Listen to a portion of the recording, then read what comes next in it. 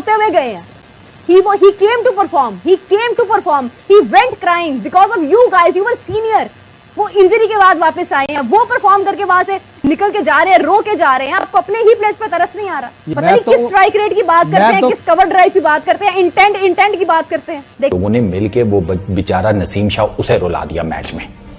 वो रोता हुआ ग्राउंड में से बाहर ड्रेसिंग रूम की तरफ आ रहा था और उसके साथ वो जो लंबूतरा है हमारा टॉप फास्ट बॉलर, घंटा का फास्ट बॉलर, वो उसको दिलासे दे रहा है, चल कुछ नहीं होता ना, क्या हो गया, मैच ही तो हारे हैं।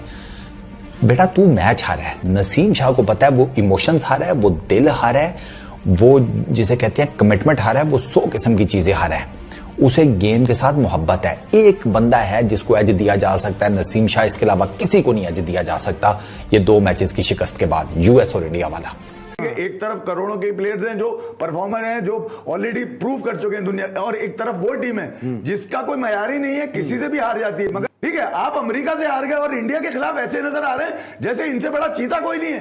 हालांकि लैप्सेस हैं इसके अंदर, कई 15-20 रन जो आपने ज्यादा दिए वो आप फील्डिंग और दीगर चीजों की वजह से दिए। मगर क्या कि जो क्रिकेट पाकिस्तानी देख रहा है उसके तो होश इसलिए उड़ रहे कि भाई आप बाकी कर क्या रहे हैं दुनिया में बाकी टीमों के साथ। देखिए, पाकिस्तान अगर पहले बैटिंग करने आता तो मैंने पहले भी ये बात अर्ज की है कि पाकिस्तान 100 भी ना कर पाता। उसकी वजह यह है कि आपकी बैटिंग में दम ही नहीं है। आप केपीके ने गवर्नर सिंह ने कहा कि अगर आज का मैच हम जीतते हैं तो 1 करोड़ रुपए का इनाम मिलेगा सिर्फ इस मैच के जीतने पर पाकिस्तानी टीम। तो पैसे का गेम है भैया। इंडिया को हराना, जैसे सर आसिम मुनीर ने भी हमें कहा, किसी भी टीम से हार जाओ, इंडिया से नहीं हारना। ये यार इतना दुख हुआ, ओ मुझे छोड़े, मेरा तो मुल्क का बंदा है ना, मेरी क्रिकेट टीम के लिए खेलता है यार। इंडियन टीम उस बेचारे को जिस तरीके से दिलासे दे रही थी, वो जाकर फुटेजेस देखें, पूरी इंडियन टीम उसको कह रही है यार कुछ नहीं होता जिगर, रिलैक्स। जिस इंडियन टीम को हमारे यहाँ पर गालियां छलियां दी जाती हैं, सर आपके प्लेयर को सबसे ज्यादा सपोर्ट वो कर रहे थे, किस मुंह से अब आप उनको गालियां देंगे? एहसान फरामोशी की भी कोई हद होती है। को पता ही नहीं है कि आपने कहां पर क्या, आप डरते हैं यार। You are scared of hitting the shots even. ठीक है, आपके सामने कोई भी बॉलर आ जाएगा, आप घबराएंगे उसको खेलते हुए, आपसे अपना। उनसे ऊपर तो यार ये नसीम चला जाता, एंड पर आकर आखिरी ओवर में प्रेशर सिचुएशन में 2 चौके मार गया नसीम। 4 गेंदें खेली हैं, 10 रन करके गया, 250 का स्ट्राइक रेट है उसका। यही नसीम शाह 2-4 गेंदे ऊपर खेल लेता तो आप ये मैच शायद जीत जाते, जो आप 6 रन से हार गए हैं। वो यूएस वाले, वो तुम्हारी बॉलिंग को जिसे कहते हैं तेल लगाकर चले गए, आज इंडिया ने तुम्हारी बैटिंग को तेल लगा दिया। तो भाई तुम्हारे पास है क्या?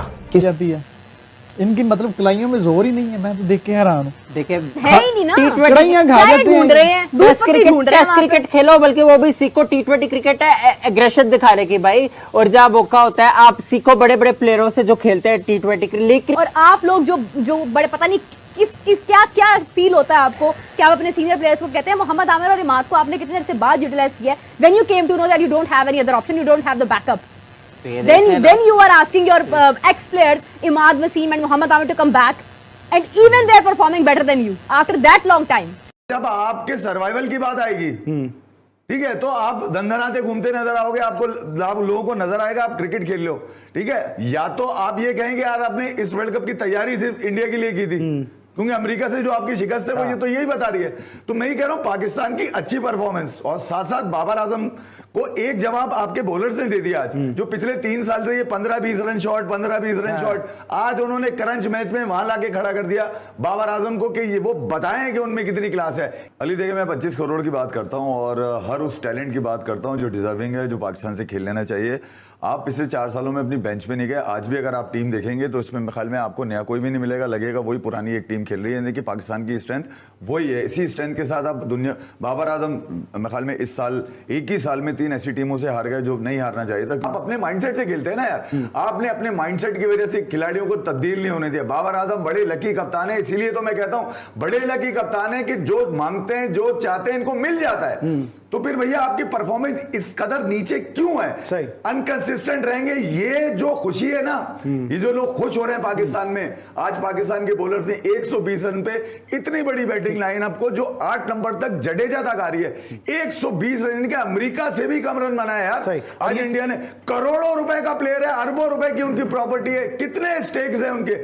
आई बॉल्स चेक कर रहे हैं, 140 करोड़ की आई बॉल्स है उनकी। मतलब अगर फखर 100 तक भी चले जाते हैं और कोई उनकी लगनी शुरू हो जाती है, मैंने क्या कहा था, he is the most valuable player, क्योंकि जिस दिन उसका बल्ला चल गया वो सिंगल हैंडेडली ले जाएगा मैच। तो बुमराह के ओवर पड़े ना पीछे, बुमराह के ओवर पड़े, इसलिए मैं कह रहा हूँ बुमराह के ओवर से पहले फखर को एक ऐसी इंपैक्टफुल सबसे इंपॉर्टेंट चीज जो है वो बुमराह के ओवर है। आप देखिए ना, हार्दिक पांड्या के ये तीसरा ओवर कर रहे हैं, मुझे लगता है इसके बाद बुमराह ओवर बॉलिंग के लिए आएंगे। आपको लगता है कि अब ये स्टार्ट किया, चार्ज किया और फखर जमान आउट हो गई। वही वाली बात ना कि आपको सिंगल डबल लेनी है ना, वही फंसा ये बॉल फंसा है, ये प्रेशर कम होगा।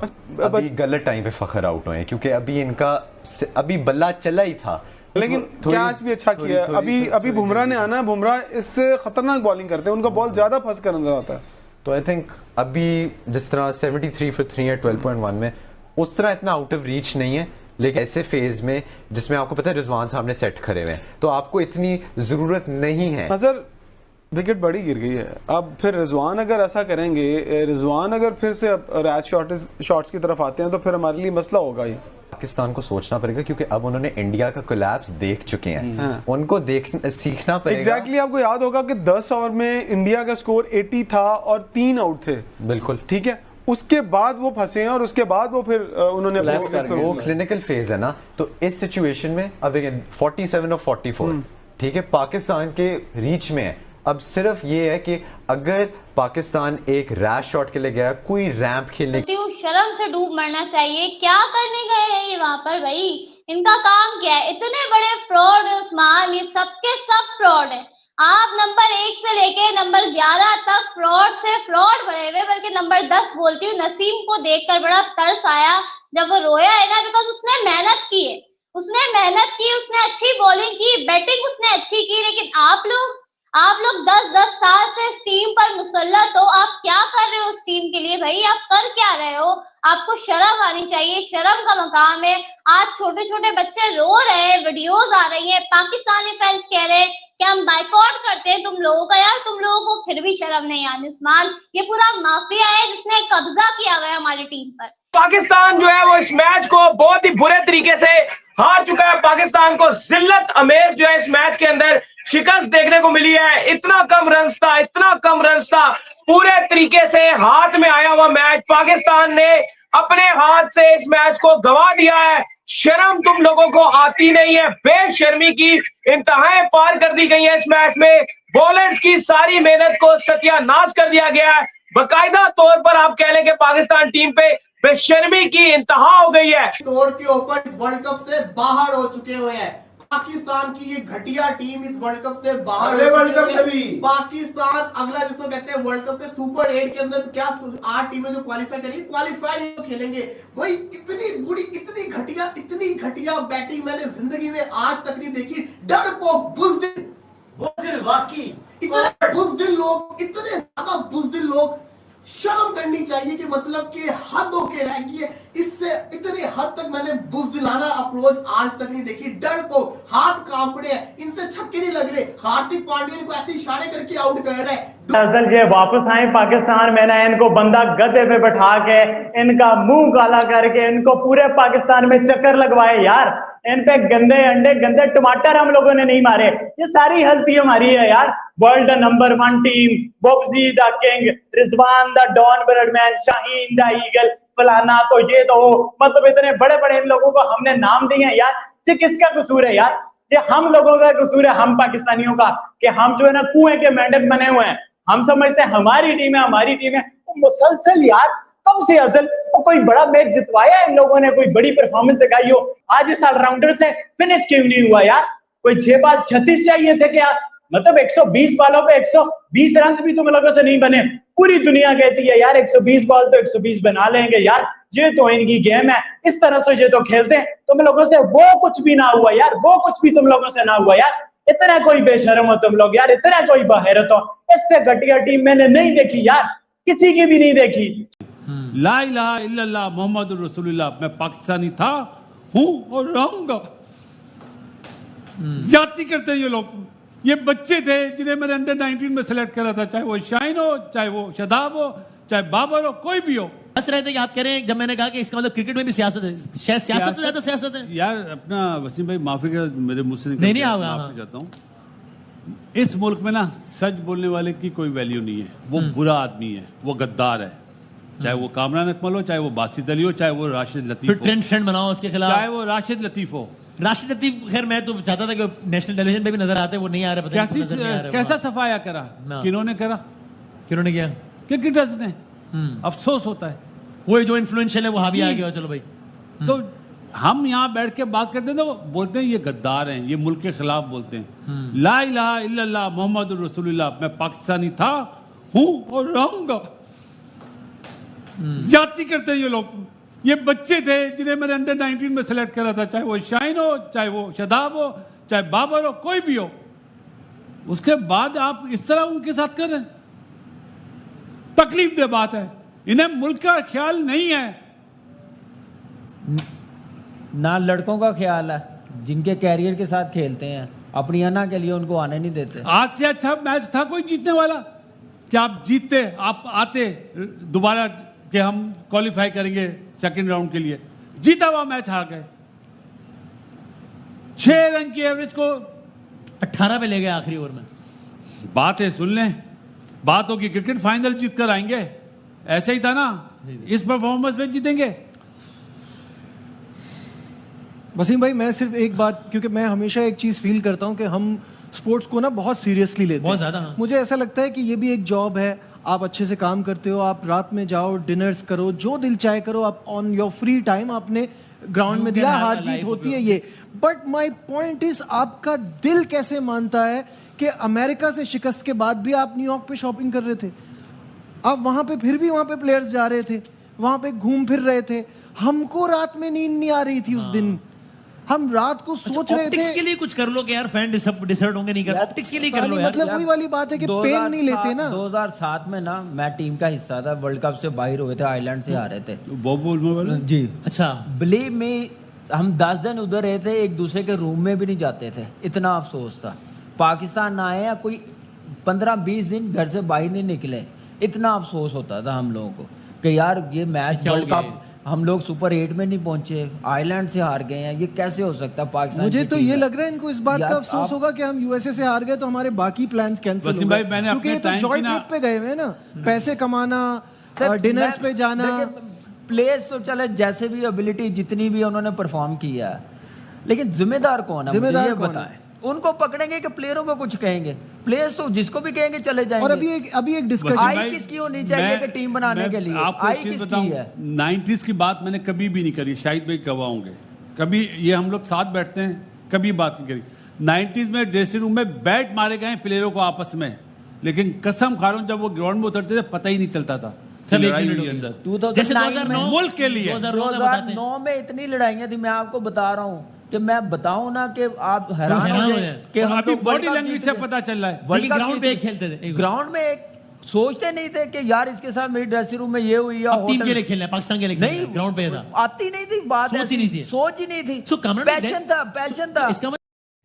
Hello guys, welcome back in today's video. आज के इस वीडियो में हम बात करने जा रहे हैं दोस्तों, पाकिस्तान और भारत के बीच में हमेशा कांटे के मुकाबले हुए हैं, लेकिन आप सबको पता होगा कि जब भी वर्ल्ड कप में मुकाबले होते हैं पाकिस्तानी हमेशा से ही भारत से पीछे नजर आते हैं। 16-1 से पीछे चल रहे पाकिस्तान का मैच जब भारत से हुआ 2023 के वर्ल्ड कप में, कोशिश तो उन्होंने बहुत की थी, लेकिन जिस तरीके से भारतीय गेंदबाजों ने बॉलिंग की और नसीम शाह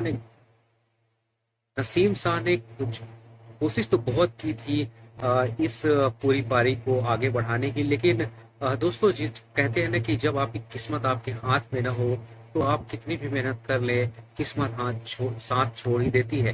दोस्तों जसप्रीत बुमराह ने जिस तरीके से बॉलिंग की, विराट कोहली की बैटिंग, 2 रन पर 3 विकेट गिर गए थे, लेकिन उसके बाद जो most talented batsman of this cricket journey, वो मैं बोलूंगा विराट कोहली, उन्होंने हमेशा से जो पाकिस्तान है उसके खिलाफ अच्छा प्रदर्शन किया और इस मैच में भी 84 रन की पारी उन्होंने खेली थी। हालांकि नसीम शाह ने कोशिश की थी इस मैच में, अपना योगदान देने की पूरी कोशिश की थी। एज अ बॉलर वो खेलते हैं इस टीम में, लेकिन पाकिस्तान की टीम में एज अ बैट्समैन उन्होंने लास्ट के कुछ ओवर में बेहतरीन रन की पारी खेली। लेकिन कहते हैं ना, जब आपकी किस्मत आपके साथ ना हो तो फिर कुछ भी नहीं किया जा सकता।